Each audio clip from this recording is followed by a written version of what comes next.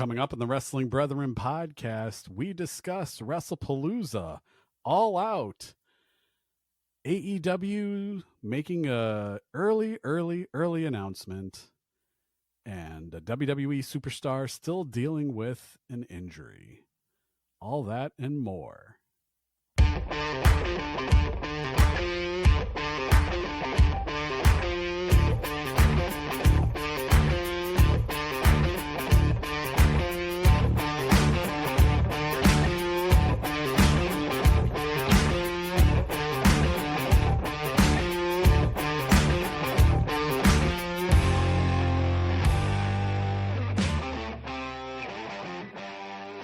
Welcome into the Wrestling Brethren podcast. This is episode 532. I'm your host, Josh Wiener. With me tonight is Jarret Aubrey and Jarret. How the hell are you? I am running on caffeine and fumes, Josh. So there's that. But I'm all right. See, I'm circling back. It's the circle of wrestling emotional life. Remember 2 episodes ago, I said I was confused and intrigued, and then I said something else last week. But I'm back to intrigued after catching up on Monday Night Raw today. So we'll have to figure that out. Interesting. Yeah. I mean, as long as it's not caffeinated fumes, you can be caffeinated and on fumes. But if you ever figured out caffeinated fumes, that might be a whole new marketing strategy. I don't know. It's pretty close, brother. I'm telling you. I'm running on fumes, but I feel energized. It's Jarret Aubrey's caffeinated fumes. We patent that. Yeah, right. You can't do Prime, but you could do Beast, maybe, as long as there's no Mister in front of it. Well, I guess I'm going to have to go with like bacon something, I think. There you go. Baconated, caffeinated fumes. No. Oh, I'll get sued by that little tramp at Wendy's will sue my ass. All right. Well, let's get to the wrestling news.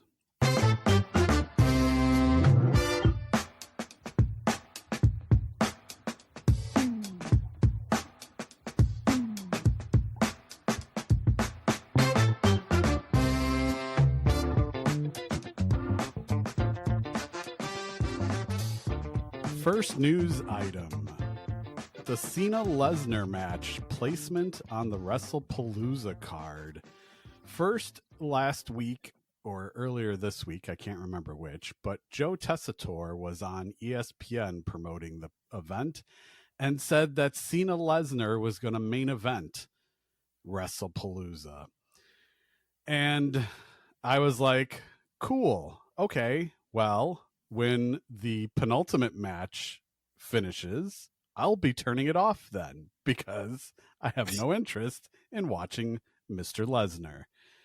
And now today, as we record on the Pat McAfee show, it was reported that it will now be opening the show. And I said, I wonder if that's to prevent people from turning it off due to their feelings on Brock Lesnar. I was just going to suggest with that world title match and you know the big mixed tag match, you're going to put that on last. Like, no way, make it open the show and then huzzah. People were joking online saying, "Oh, much like WrestleMania when he fought Seth Rollins, maybe he informed WWE that he will be taking a flight out of Indianapolis very early when he's done with this match." Getting the hell out of this podunk town, let me tell you that. Not to be outdone, they've also announced, well, I can't say they, AEW has announced what the opening match is for AEW All Out also on Saturday. And that will be the tag match of Cope and Christian versus FTR will open the pay-per-view. Well, that could be a hot opener. And that's why they put matches like that on at the start of the show, get the crowd going. The entrance for Cope, seeing him and Christian back together again in a tag match against FTR of all people, like, holy cow. That's going to punch my ticket. You know, I meant to put a new sound bite on the soundboard and I completely forgot about it. But, Oh. you know, they had to put this match on first because, you know, it's in Toronto. Jesus. I was actually going to put The Rock on there saying that, but we get taken down again. It's not music and it's just one word. It's fine. True. I mean, they haven't taken us down for the Batman transition, and that's from 1967 or whatever the fuck it is. Isn't that old enough to be like license free or something? Yeah, right. It doesn't belong in it. It's been on so many syndicated program networks and programming, and it's fine. All right. Well, the last news. Oh no, I'm sorry. Jumping ahead of myself. The next news item is Tony Khan was on a press call for All Out, and they asked him if he had any plans or does he have any interest in running a show in the spring of 2027 with WrestleMania taking place in Saudi Arabia. And Tony says he does have interest in running a huge show. Oh, no. And they've announced that it will be a huge AEW Revolution in spring 2027. So if they really want to stick it to WWE, they would lower ticket prices. $10 tickets for families, you know, really drive the point home. We're announcing this huge show in spring of 27, and then later on I'll have another announcement about the show. So I'm announcing an announcement. Yes. What he's good at. That's his trademark. And finally, Bianca Belair, still dealing with her broken finger that she suffered at WrestleMania, has not wrestled since then and has only appeared a couple of times on television. Apparently, it's not healing properly. She still can't even wear her wedding ring on that hand because it's still partially swollen, still partially crooked. So she says she'll be back soon, but I mean, WrestleMania was mid-April. We're coming up on mid-September, or we're at mid-September, almost October. So yeah, it's a long recovery time. No kidding. And and we always say, right, like we never wish anyone injury, and we don't wish anyone like personal, bad things to happen to the actual people. But I'm kind of enjoying not seeing that character on TV. Did somebody shoot me? But was that too soon? Absence makes the heart grow fonder. No, we can't be fond of you if you won't fucking go away. Shut up for a while, please. All right. Well, let's get to our top stories.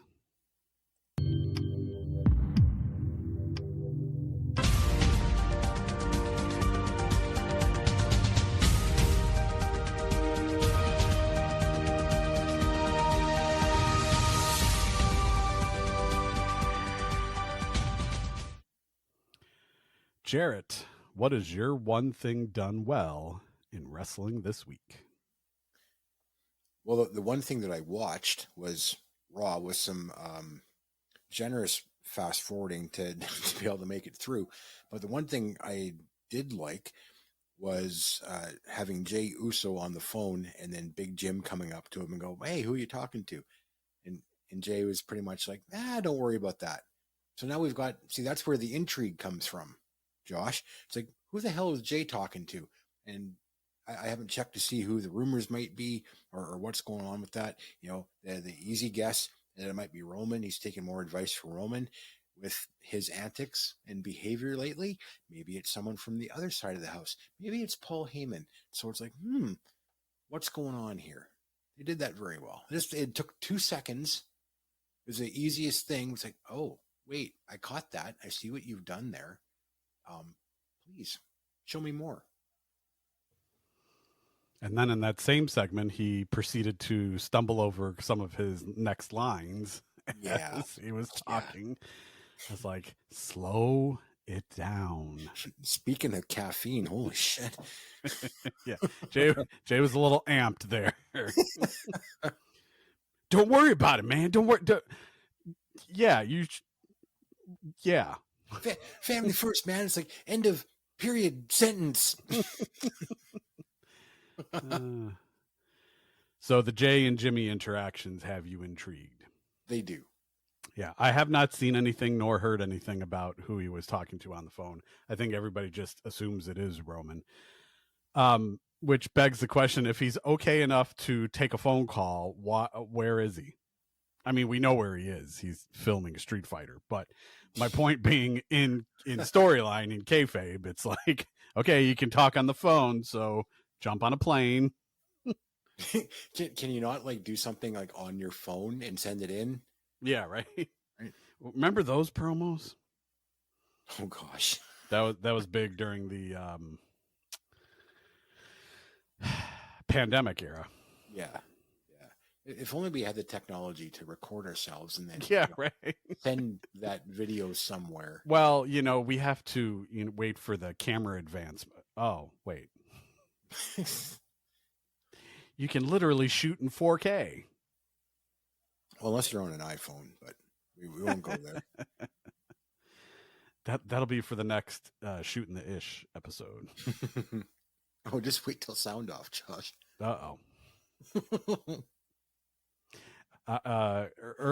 Quick spoiler, my sound off is a repeat sound off, but they haven't fixed it yet, so yeah, fuck them.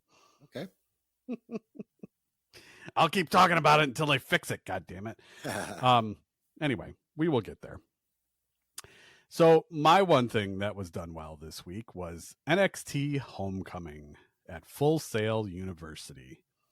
And they kind of changed. Okay, so either they changed the like seating schematic, or it's just been so long I didn't remember what it was. And also I have bad imagery in my head from Full Sail and the giant plexiglass walls and people wearing masks and pounding on the plexiglass, and I kind of like blocked all that out. But this go around, they almost showed like 4-sided seating, almost breaking the fourth wall, Oh, wow. So I thought that was kind of cool. It made it look like the ring was like in the round seating. So I kind of like that. It was very, I don't want to say dark, but it was, center lighting, just focusing on the ring, the ramp, the stage, and the LED boards, which I thought was cool. But anyway, nice. I'm kind of used to them being at the PC or wherever they film weekly now, but it was really cool being going back to Full Sail for this Homecoming card. So I know you haven't seen it, Jarret, but I would recommend going back and watching it for sure. Oh, yeah. No doubt about that. Yeah. The opening segment was Triple H came out and he, talked about the history and the fans making it more than just developmental and turning it into a third brand that could go on tour. And basically the fans breathed life into NXT. And then he was interrupted by Shawn Michaels, current head of NXT. So Shawn comes out and they talk a little bit and the crowd's going, "Thank you, Shawn. Thank you, Shawn." And Triple H goes, "Yes, thank you, Shawn." And he goes, it's really great, all the work you've done here and everything, but what if, just what if I told you I want to come back? And the crowd goes, "Ooh." And Shawn says, "Well, I didn't want this to be uncomfortable, but then I would have to tell you that we'd have a really, really, really big problem. And then William Regal's music hits and he comes out and they're both like surprised to see him, even though he was advertised to make an appearance. But anyway, he comes out and he goes, "Gentlemen, there's only one way to solve this." And somebody in the crowd goes, "War Games!" And he goes, "If you don't mind, that's my bit." He goes, "We'll just pretend that we'll edit this out that you didn't say that." And then he stares into the camera and he goes, "War Games!" Now, I at first glance, when I first saw it, I was like, okay, so this was just to get Regal to come out and say War Games. But Sean said on something that he was on, like an interview, a podcast, something. He said next month he's getting both knees replaced. So are they planting the seeds for something so that, first of all, Dustin Rhodes will tell you, Kurt Angle will tell you, but if you're having a double knee replacement, first of all, that's a big ass surgery. Secondly, that's a long ass recovery. Yep. So he's not going to be running the show from the hospital or his house once he's home and recovering. So were they possibly planting the seed? And if that's the case, is Triple H really going to run 3 brands? Isn't that a little overkill? Isn't there somebody on the NXT team that could step up and run NXT? But anyway, I thought that was interesting. They didn't really make much of it because of the Regal thing, and everybody just, was happy to hear War Games. And then, and it was never circled back to during the whole 2 hours. And I'm like, am I overthinking this, or was this the start of something? Because he is going to be going away soon. So I don't know. I don't know. Just my 40-year-old fan, or 40 years fandom, thinking into overdrive. So, well, if only they had a young and capable general manager on NXT right now. Well, that'd be for TV, but I'm talking about booking the shows and all that stuff. Everything that you saw in WWE, unreal. All right. So the other cool thing about Homecoming was the cameos and the main roster people that were on the card for matches. So we had cameos from Finn Balor, Bianca Belair, Montez Ford, Damian Priest, Sami Zayn. We had Tyler Breeze work Ethan Page for the North American title. We had Babyface DIY, and they had their CFO's music on this night, which I wish we could just pay them and keep the music. Because Ciampa came out first, and it was dun dun dun dun dun. No one will survive. Dun, dun. I was like, such good music. And then, of course, Johnny came out to Rebel Heart, and I was like, good times. So right on. And Finn Balor came out to his original CFO music, and he did the hand gestures and the lights in the arena and everything. And he goes, "That felt so good." He said that to the camera. And I was like, babyface Finn, babyface DIY. They're heels on the main roster right now, but they come back for a Homecoming and they're babyfaces. Yeah. Gotta love it. So all that was cool. Tyler Breeze doesn't fucking age a bit. He looks the exact same as when he was, this character around the first time. Not even the Fashion Police era with Fandango, but I mean like his OG camera stick run. Yeah, the last show I saw, the last show I saw was when like he actually came back and did like the selfie stick rolling into the ring or whatever. It's like, yeah, he looks exactly the same as when he first got there. It's like, really, Jesus, this guy's found the fountain of youth. Like, holy cow. I mean, he does run a wrestling school, but still. Oh. I mean, he keeps the cardio up for sure, but just in terms of looks, it's like, what year is this? So, yeah. And that was my other talking point, was just the CFO's music, just to hear that again. So good. So good. Oh, and the surprisiest surprise cameo of all, they go to Zaruka arguing in the back. Zarya's upset that Soul hit her with the Soul Snatcher last week. And she's like, I already said I'm sorry. She's like, you're the best athlete that's here. You mean to tell me you couldn't have stopped yourself? She goes, what do you want me to do? Change in midair? And then Lainey Reed comes up and she says, all right, enough bickering between the two of you. You just need to shine up that speed title, because when I beat Candice next week, and then Candice LeRae comes in, she wasn't even the cameo I'm talking about, but because it's going to be Lainey Reed versus Candice LeRae in the finals of the number one contender of the speed tournament. Winner will face Sol Ruka at No Mercy in October for the speed title. So then Candice comes in, says that Lainey is young and naive and blah, blah, blah. And they all start bickering. And then off to the side, you hear, enough. And in walks to the shot Shayna Baszler. I was like, oh snap. Because I was like, weren't you released? So yeah. And she had an interesting piece of advice. She told Zaruka to figure it out and fix it. She's like, look, I was the longest reigning, or the longest tenured NXT women's champion here. And she said, look, I get it. I was tag team champions with multiple partners, but you got to take my advice. Fix this and you'll get everything you've ever wanted.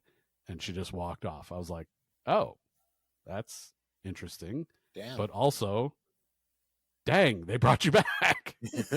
I mean, it's probably just a one-off, but I don't think they've ever, other than, and I'm not counting Ron Killings, but other than, I can't think of his name, Rockstar Spud, his WWE name escapes me, Drake Maverick. Other than bringing him back for that tournament after he was released, I was like, they don't usually bring people back that they've released, even for a one-off. So it was just weird to see her in full character and gear and get up and all that. I mean, she wasn't in gear. She was in, leather jacket, but she had the annoying, overblown eyeshadow makeup and the hair slicked back and all that. But anyway, it was weird. But the good news is, at least if she shows up in that context, it's like, the door is probably open. I would imagine so. Yeah. I mean, I thought they were looking at her as a producer, so I don't know. So who knows? But anyway, yeah, lots of other good stuff. I won't ruin too much else, but yeah, definitely check it out. I will forget all of that by the time I get to watch it anyway, so it's all good. It'll hit you in the nostalgia feels. Sweet. Those are the best feels. All right. That leads us to Same Brethren Time, Same Brethren Channel. One thing you're looking forward to next week. Oh, I have to continue on from the thing I liked. I want to find out what the hell's going on with Jey Uso. He's going through, like I said, this attitude change. He's a little bit bitter and he's a little bit dirty right now. So like, what's going on? Is this just a thing? Is Roman going to come back and put him in his place? Is he going to go with somebody else? Like, what's going on with Monday Night Jay here? So show me more. I wrote down for your response, A2 Jay. Yeah. All right. Well, mine is kind of one I've said before, going into and coming out of a PLE. So as we record this, Saturday is WrestlePalooza. And they've even added the ECW logo version of WrestlePalooza, slapped it on a t-shirt that you can now buy for $40. So of course. We own it. Might as well make money off of it. So mine is for next week the ramping up towards Crown Jewel Perth, which is the next PLE in a couple of weeks or 3 weeks, whatever.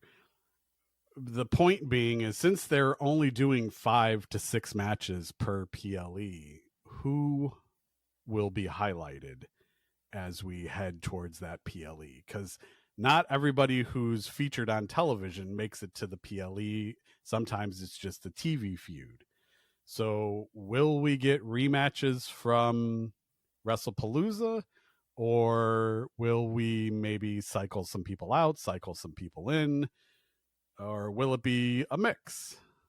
But I'm interested in seeing everything in the booking heading towards Australia, especially since that's Rhea's home country, also Bronson Reed, but Rhea's home country, and the PLE is taking place on her birthday.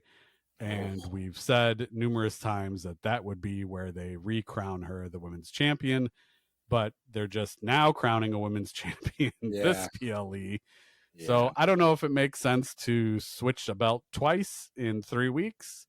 It has happened before. But if we get Stephanie Vaquer versus Rhea Ripley in Australia and you give them 30 minutes, man, oh man. Yeah, I was just going to say, great for Rhea to perform on her birthday in her hometown. Sorry, Rhea, you're losing. Although stranger things have happened, and we would not put it past them. Yeah.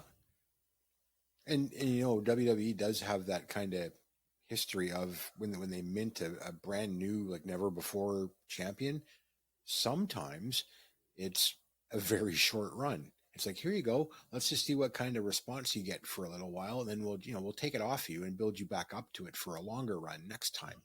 So, and there's always that little nugget in the bank too. Yeah, I'll have more to say on that when we talk about our predictions. But on this episode, that leads us to, it's time for the sound off.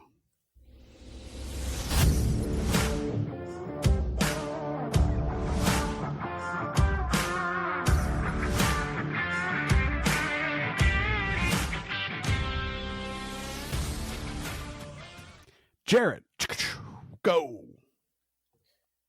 Okay, well, Josh, you know my technology likes and dislikes. It's not like we've never talked about this stuff. At work, I am forced to use an Apple iPhone for my work phone. It's just what they provide. I do not have a choice, so I'm stuck with this little iPhone 13.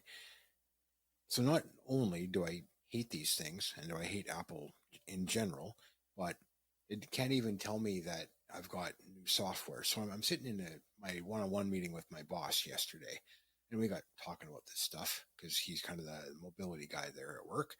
And I'm like, oh, geez, my phone has updates. So I check, and it's like, okay, I've got 2 minor operating system updates and the major update from 18.6 to 26. I'm like, okay, well, let's jump some version numbers while at it. But iOS 26 introduced this god-awful, terrible Apple Glass bullshit. And not only is it a ripoff, not that it should have been ripped off. I'm not, this isn't a brag for Windows or anything, but if anyone remembers Windows Vista, oh my gosh, that whole transparent thing they did and some of that, it was not as ugly as this, but it was still bad. So Apple rips it off and then goes, hey, we invented transparency, because that's what Apple does. This looks like phone should be in the hands of a 3-year-old. I'm stunned at how bad this looks and how cheesy this looks. And like, oh my God, I have to keep looking at this until I get, I can't even get a new phone and have it go away. You can't turn it off. Thanks, Apple. I thought you were able to switch it off. To be honest, I've not tried, but my boss is like, no, you can't even turn it off. So I'm going to go look right now, because if I can, I'm going to do it. Now, do you have the color icons or do you have the clear icons? I have a mix. Some are color and some are clear. Interesting. The 26 is not a jump in version numbers. It's to match the year, even though it doesn't really match the year. So, well, yeah, it's for like the next major year, right? So they relate. Yeah, it's the Madden football analogy. Yeah, like Madden 26. Yeah. It's 2025. Yeah, but the season ends in 2026. Okay, guy. I'm going to talk to my new best friend, Copilot, and I'm going to ask it, how do I turn off glass on iPhone? Liquid glass. Yeah. Well, you can't disable it entirely. You can tone it down significantly. Go, Apple, go fuck yourself. You can't tone it down. Oh, my God. Well, let's go tone it down. Well, I'm still rocking my 12 Pro Max, which I originally found odd until somebody smartened me up on it. But I said, by now, in years past, with the same amount of time that's passed, Apple would have sent an update that would have essentially bricked your phone and forced you to get a new one. And then one of my coworkers was like, well, yeah, but they lost a lawsuit that they had to not do that anymore. I was like, oh, no wonder it still works well. So, yeah, I'm debating whether or not to upgrade to the 17. Because I don't want to be in that position where it just randomly goes to hell. And then I'm like in panic mode.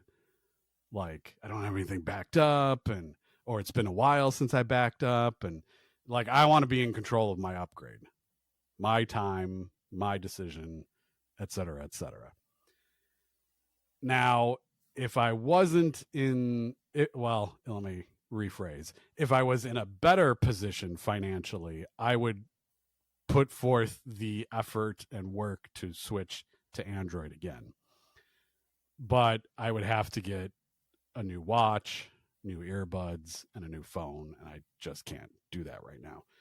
So I will likely be staying with iPhone. Well, I mean, those things are just Bluetooth, right? You can use those on an Android phone. Well, the earbuds, yes, but my microphone has stopped working, so essentially they're audio only. I can't take any calls with them because people tell me, I can't hear you. I'm like, okay, well, I guess the microphone's dead on these. I mean, I have generation 2, like the second AirPods that came out, so they're very old, but I do have an Apple Watch, and I would have to either get either the Google Watch if I went with a Pixel or the Samsung Galaxy Watch if I went with Samsung. So yeah, that's a lot of upgrading and won't be happening anytime soon. So my question to myself was, do I go the 16 route because it'll be coming down in price since the 17s came out, or do I go the 17 base model route because that is the best deal? You're getting a bunch of pro phone features on the base model for a couple of $100 less, but I'd have to hold it in my hand first because from the stat page, I'd be going from a 6.7 display to a 6.3 display. And I'm like, I don't know what 0.4 would feel like in the hand, so I might have to go to a store and check that out. But 0.4 less doesn't sound too appealing, but maybe it's not that big of a deal. Good for upgraded cameras, battery life, and screen, and all that jazz. All right, well, that brings us to my sound off. And I'm just gonna, I guess I'll title it What the Hell. And it revolves around Jacob Fatu. And we've had this discussion before. But now I brought receipts. Oh, here we go. Because we had said that, the first 2 weeks that he was missing were understandable because he has a criminal record and he can't travel out of the country. But then they came back to Chicago and Norfolk, Virginia, and he still wasn't around. Well, guess what? That's all a fallacy. Because according to cagematch.net, Jacob Fatu worked a house show. No, wait, I gotta go back before that. Well, let me tell you the last time he was on SmackDown television. August 15th. In the 6-man match with Jimmy and Sammy defeating the MFTs. That was in Boston, Massachusetts. Then they went on the European tour. But guess who worked a dark match in Dublin, Ireland on August 22nd, the very next Friday? Jacob Fatu defeats Dominic Mysterio. Oh, boy. August 23rd, the next day at a house show. Jacob, Jimmy, and Sammy defeat the MFTs again at a house show. And that was in Liverpool. August 24th, Newcastle, UK. Same 6-man tag. August 26th. Same 6-man. Nope, sorry. This was Jacob and the Usos defeat the MFTs in Manchester, England. August 27th. Leeds, England. Jacob and the Usos defeat the MFTs again. Cardiff, Wales on the 28th. Jacob and the Usos defeat the MFTs. Friday Night SmackDown, September 5th. Allstate Arena, Rosemont, Illinois. The night AJ returned. Dark Tag Tornado match. AJ Styles and Jacob Fatu defeat the New Day. September 12th, Norfolk, Virginia. Dark match street fight. Jacob Fatu defeats Rusev. So WWE, Triple H, I ask you, what in the actual fuck are you doing with Jacob Fatu? I heard the report. I read the report. Jacob's getting the rocket strapped to him. Jacob's got a deal with wearing T-shirts that feature his logos and the sports teams' logos of the cities that they're in. You know how long that lasted? 1 fucking week. Why is Jacob Fatu not on my television? He sure as shit was able to travel out of the country because he worked all these house shows, but wasn't on TV. Come back to the States, 2 weeks now, and he's in dark matches. So the people in attendance got to see him, but I didn't. And therefore, if it didn't happen on TV, guess what? It didn't fucking happen. So, again, I ask, what in the fuck are you doing with Jacob Fatu, and why is he not on my television? I get that he's not on the WrestlePalooza card, but I just got done explaining that a whole bunch of programs are TV feuds. You mean to tell me you couldn't give him a TV feud while you're building up WrestlePalooza? Tomorrow is the go home SmackDown. So I'm not holding my breath. But next Friday, when we start ramping up to Crown Jewel in Perth, and I just explained again about rotating people in, rotating people out, he better be fucking one of the fucking people that you're rotating in. Or I'm going to be super pissed. Because if it doesn't, I'm going to have more receipts soon. Well, Josh, there's one thing that you said that gives me a tiny sliver. I was going to say slimmer. I was going to do sliver and glimmer together. I had to stop myself. You mentioned on the house show he beat Dirty Dom, who's the Intercontinental Champion. You know why we do house shows? We practice for the real thing on TV. Different brands. Doesn't matter. Does a brand split actually matter? Well, touche. Now, I know you probably haven't seen Worlds Collide, but you do know the results, right? No, I watched. I did fast forward through some of it, but yeah, I watched it. Okay, so you know that Dom is also La Mega Campeon. He is. And as he coined it, that makes him the Mega Intercontinental Champion. So, yeah, I just make it make sense is all I'm asking. All right. Before my blood pressure skyrockets. I was just going to say that the longer you're going on, I was going, oh, Josh, this feels like an aneurysm. Either that or I turn into Batista. Give me what I want. All right. Well, on that note, we have to end this episode because on our next episode, it's time to make some predictions for the aforementioned WrestlePalooza. And we will bring those to you before the show. I swear they will be recorded and published before Saturday. And thank God it's Indianapolis, so it'll be at a normal evening start time of 6 p.m. But I don't even remember the last time when they were in Australia for Elimination Chamber, if that was a lunchtime pay-per-view or a brunch time pay-per-view or a breakfast pay-per-view. I think Japan maybe is the breakfast pay-per-views, but yeah, yeah, it's early. 17 hours difference, so it's so that one in October, that'll be an interesting one. So until then, once again, thank you for listening, downloading, and subscribing, and we will talk to you next time. Thank you for listening to this episode.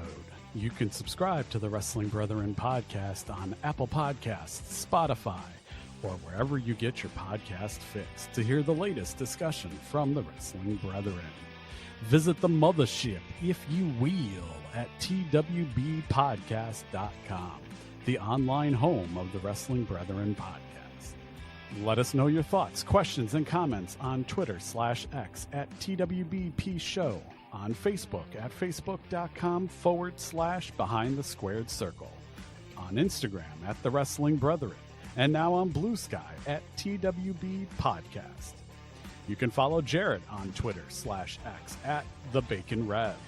You can follow Seth at Lord Zandrax, and you can follow Josh at Southpaw Josh.